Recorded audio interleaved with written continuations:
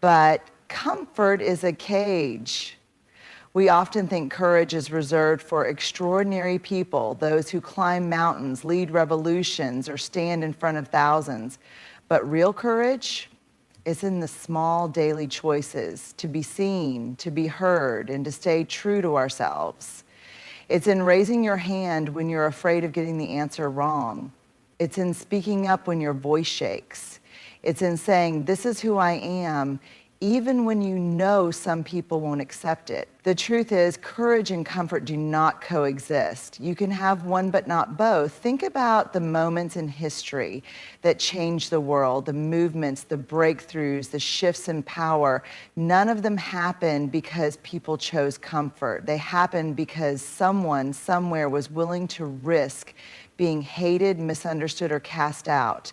They were willing to sacrifice approval for something greater: authenticity, truth, and impact. And that same choice is in front of you every single day. Maybe for you, courage looks like choosing a different path than the one expected of you. Maybe it means setting a boundary with someone who has taken too much from you for too long. Maybe it means sharing your art, your words, your ideas, even though there's a chance they won't be well received. Whatever courage looks like for you, it will always come with resistance. Not everyone will applaud you for stepping outside the line. Some people will resent it, some will hate you for it. Because when you refuse to shrink, you remind others of the ways they have been playing small. But that is not your problem to solve. Your job is not to make people comfortable with your existence. Your job is to live fully, to embrace the discomfort that comes with being authentic, and to remind yourself every single time fear creeps in that courage is always worth it. One of the hardest lessons in life is realizing that no matter how kind, thoughtful, or careful you are, you cannot control how other people see you. You can pour your heart into your words and still be misunderstood. You can do your absolute best and still be criticized. You can show up with nothing but good intentions and still be met with rejection, judgment, or even hate. And that is not a reflection of you, it is a reflection of them. As humans, we crave acceptance. We want to be liked, valued, and understood. There's a deep-rooted part of us that believes if we can just say the right things, do the right things, and be the right kind of person, then no one will ever dislike us.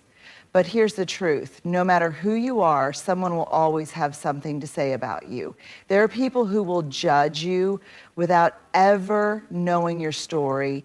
There are people who will twist your words to fit their own narrative. There are people who will see your confidence as arrogance, your kindness as weakness, your success as a threat.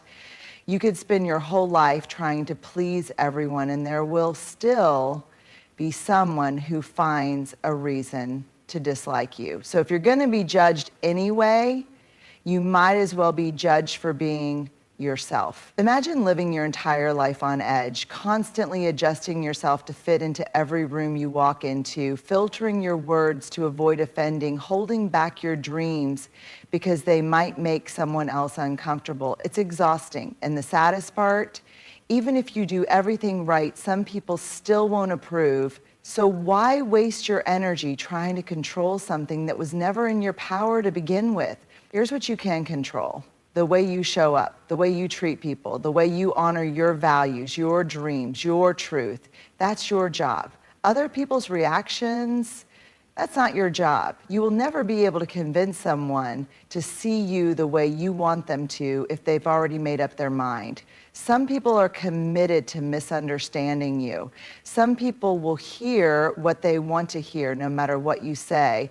And some people will project their own insecurities onto you, making you the villain in a story that has nothing to do with you. Let them. Because at the end of the day, you do not exist to be liked.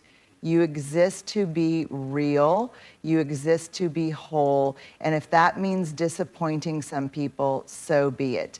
The moment you stop trying to control how others see you is the moment you free yourself to be seen as you truly are. For most of our lives, we are taught that strength looks like having it all together. It looks like being unshaken, unbothered, and immune to pain. We are told to toughen up, stay strong, and never let them see you sweat. The world conditions us to believe that vulnerability is weakness, that showing our fears, emotions, or struggles makes us fragile. But the truth is, vulnerability is not weakness. It is the purest form of courage. Think about the moments in your life when you felt most connected to someone, not the surface level small talk, not the curated highlight reels, but the real raw moments, the moments when someone admitted, I don't have it all figured out, or I'm scared but trying anyway. The moments when someone shared their struggles, their heartbreak, their truth. That is where real connection happens. And yet we resist it. We put up walls. We hide behind perfection. We tell ourselves that if we keep our true selves guarded, no one can hurt us. But that's a lie. Because what actually happens when we shield ourselves from vulnerability? We end up feeling isolated, disconnected, trapped inside an image we've carefully crafted but can't live up to. Real strength is not about being untouchable. Real strength is having the courage to say, I don't know the answer. I need help. I made a mistake. I am struggling. I care deeply, even if it makes me look foolish. It takes courage to be open in a world that rewards masks. It takes bravery to show up as your full self when there's a risk of judgment, rejection, or ridicule. But here's the paradox.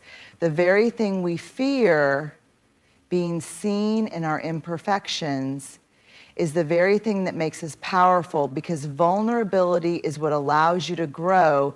When you admit you don't know everything, you open yourself up to learning. When you let yourself feel deeply, you open yourself up to healing. When you put yourself out there, even with the possibility of failure, you open yourself up to success. The strongest people in the world are not the ones who pretend to have it all together.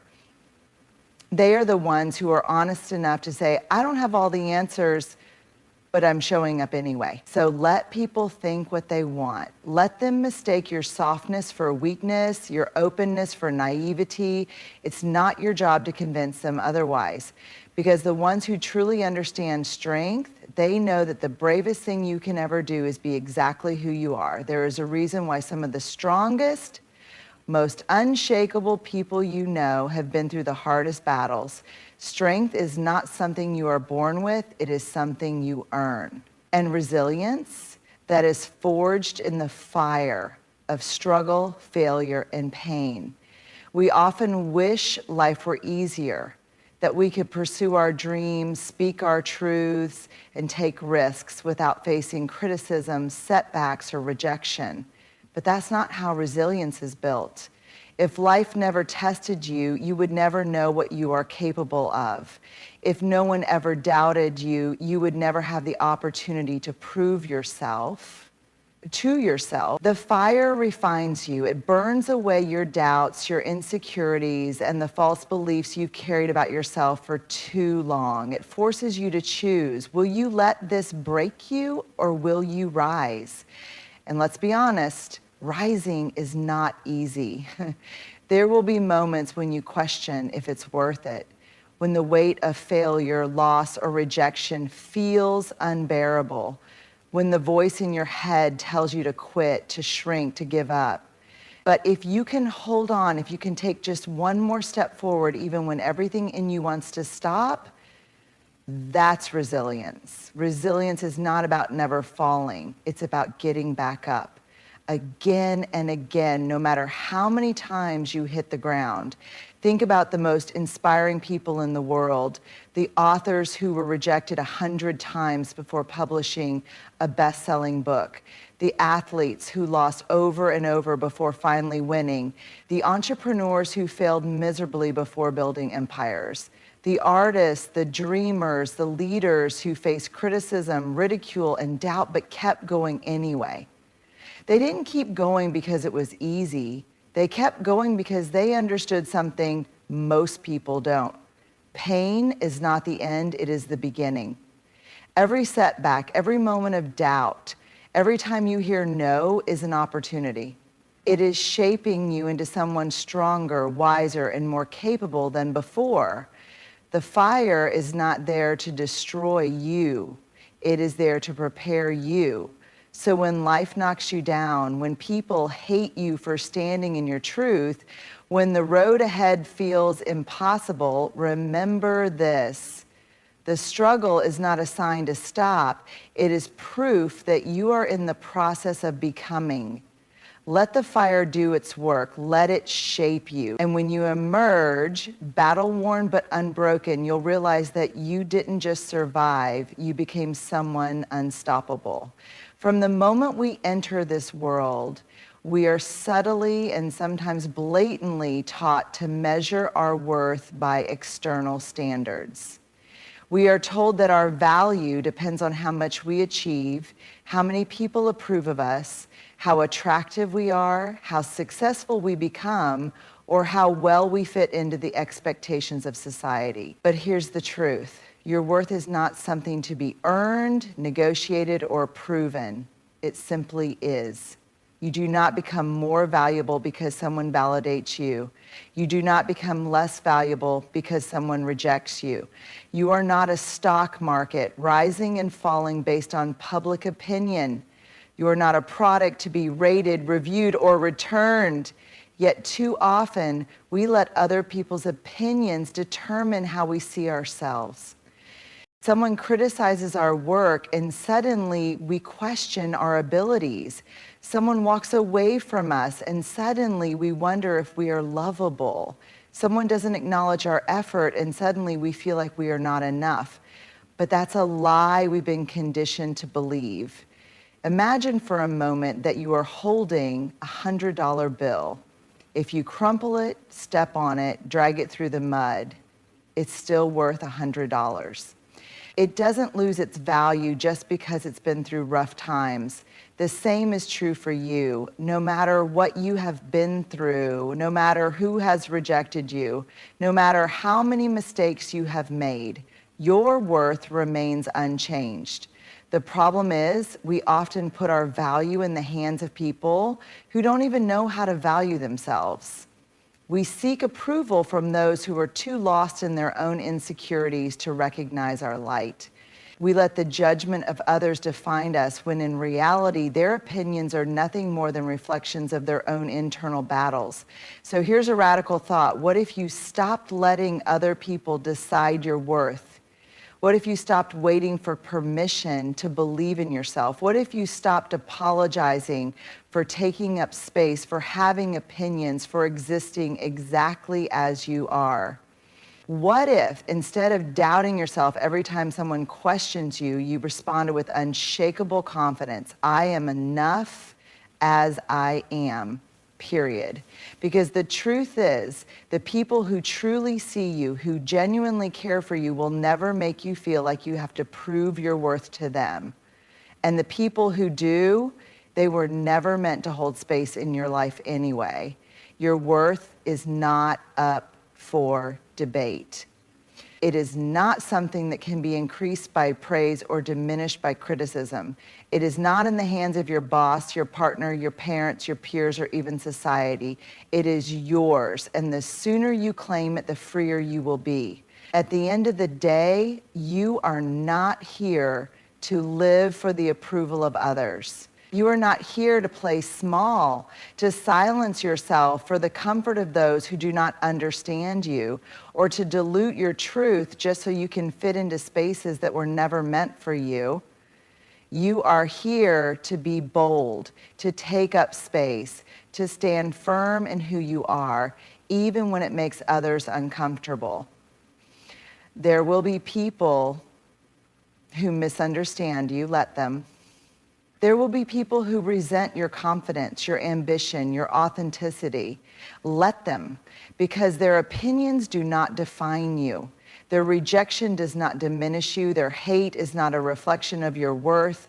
It is a reflection of their own fears, limitations, and unhealed wounds. The world does not need another person walking on eggshells, afraid of being disliked. It needs you, the real you, the one who chooses courage over comfort, who refuses to let the fear of judgment control their life, and who understands that resilience is built in the fire.